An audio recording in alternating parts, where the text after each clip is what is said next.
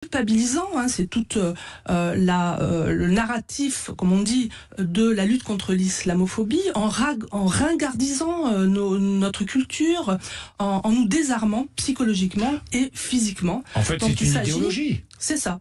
Et il s'agit de détruire avant de pouvoir imposer en fait ses propres règles. Parce que les frères ont un projet de société islamique. Ils ne font pas ça gratuitement.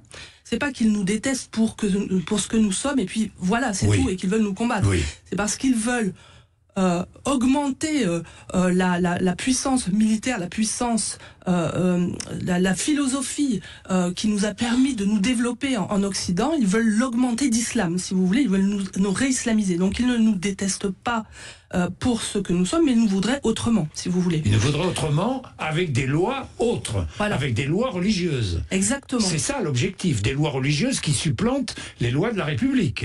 C'est ça. Alors comment ils ont fait? Ils se sont d'abord attaqués aux familles musulmanes.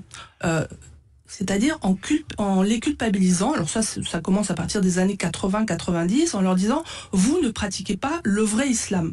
On va prendre en charge vos enfants pour leur apprendre l'islam authentique. » Donc, ils ont rééduqué les enfants depuis les mosquées, les centres culturels islamiques, comme ils appelaient ça, et ils leur ont expliqué qu'ils vivaient dans une société islamophobe, parce qu'on les détestait pour ce qu'ils étaient, oui. Et qu'il fallait donc qu'ils se rapprochent de l'islam qui les rendrait plus forts.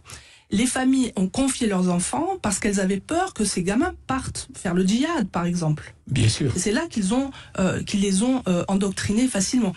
Dans le même temps, les frères se sont aussi attaqués aux structures religieuses. Par exemple, la mosquée de Paris a été très violemment attaquée dans les années 80-90, avant qu'elle se soumette aux frères musulmans. Aujourd'hui, elle est placée sous leur influence. La mosquée de Paris, la grande mosquée de Paris est sous l'influence des frères musulmans. La grande mosquée de Paris est sous l'influence des frères musulmans. Oui.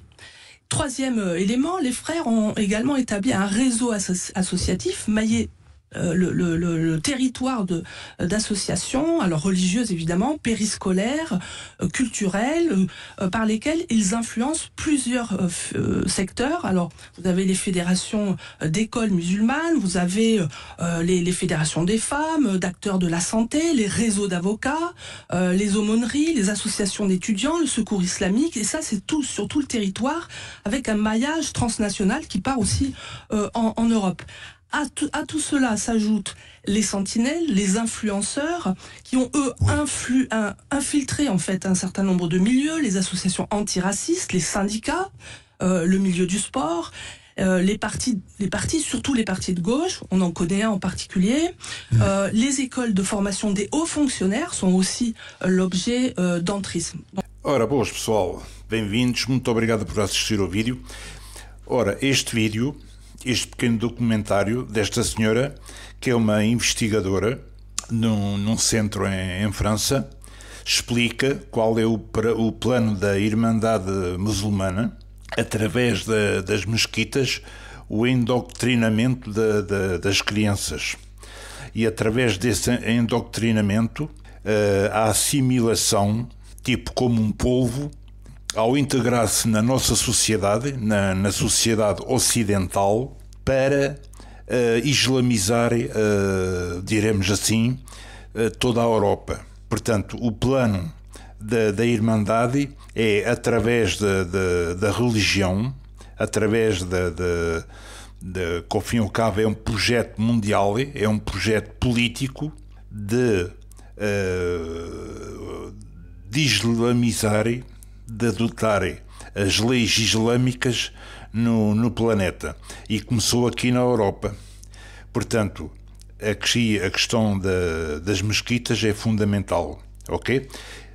Isto está com as traduções automáticas do Google, mas dá para perceber o quanto é perigoso o projeto, e que isto ao fim e ao cabo é uma espécie de seita muçulmana, o perigo que representa para a nossa sociedade, e para vocês terem noção do que é que nós estamos a deixar impor-se aqui no nosso país, ok? Muito obrigado se ficaram até aqui. Eu vou deixar o link do vídeo, e então, muito obrigado e viva Portugal!